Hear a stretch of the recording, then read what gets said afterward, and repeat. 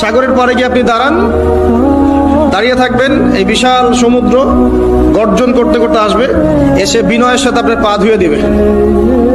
আল্লাহ পাক তাকে এই আদেশ করেছেন, তোমার সামনে দাঁড়ালে পা ধুয়ে দিও, অহংকার করো না। সাগর নিয়ে দুটো কথা বলেই দেই। সেটা হলো, আল্লাহ পাকের সমস্ত সৃষ্টি আল্লাহ পাকের তাসবিহ পাঠ করে, এমনকি এই সাগরও আল্লাহর তাসবিহ পাঠ করে। এবং প্রতিটা সৃষ্টি পরকালের সাক্ষী হয়ে থাকবে। ওই সাগরের কিনারে দাঁড়িয়ে যারা ন্যাংটা হয়ে নগ্ন হয়ে দাঁড়িয়ে আছে, গোসল করছে, সাগর তাদের বিরুদ্ধে সাক্ষী দিবে। ওখানে দাঁড়িয়ে যারা গাঁজা খাচ্ছে, ফেন্সিডিল খাচ্ছে, ইয়াবা খাচ্ছে, সমকামিতা করছে, গান বাজনা করছে, সাগর ওদের বিরুদ্ধে সাক্ষী দিবে। এই যে আজকে যেখানে বসে আমরা ওয়াজ মাহফিল করেছি, দিনের কথা বলেছি, এই মাটি কালকে আমাদের সাক্ষী দিবে এখানে ভালো কিছু হয়েছে।